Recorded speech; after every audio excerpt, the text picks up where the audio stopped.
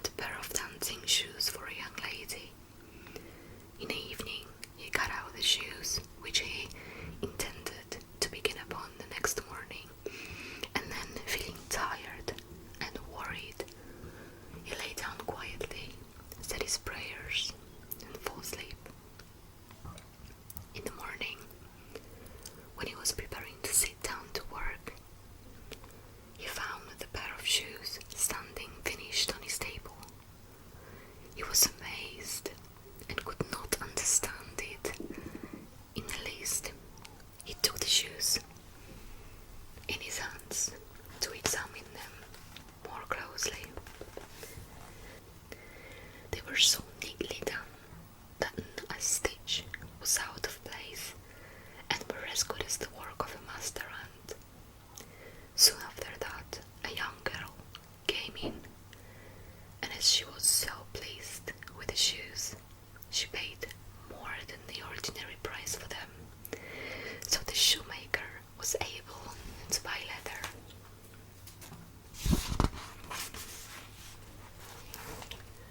For 2 pairs with the money, he cut them out in the evening, and next day, with fresh courage, was about to go to work, but he had no need to, for when he got up, the shoes were finished, and 2 more people eagerly bought them. That gave him so much more money that he was able to buy leather for 4 pairs of shoes. Early next morning, he found the 4 pairs finished, and so he went on. What he cut out in the evening was finished in the morning.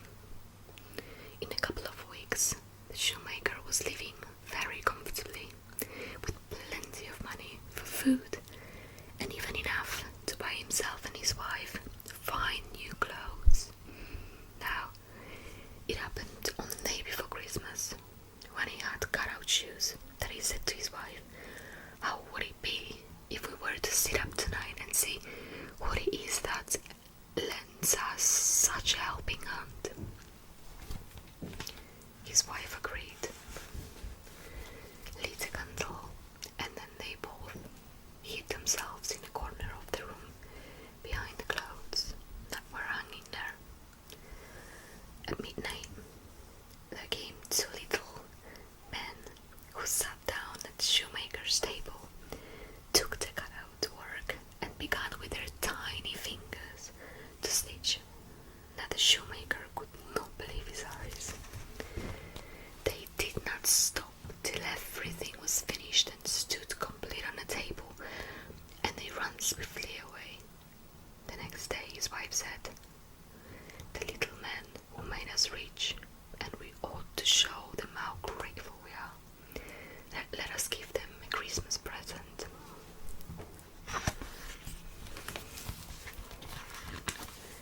For tomorrow is Christmas Day. I will make them little shirts, coats, waistcoats and trousers, and we'll even knit them strong socks, and you shall make them each a pair of shoes. The shoemaker agreed, and in the evening, when they had everything ready, they laid out the presents on the table with wine and cake, and hid themselves to see how the little man would behave.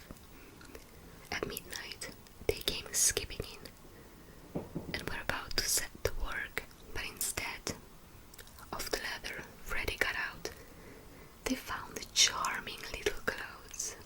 At first they were surprised, then extremely delighted with the greatest speed.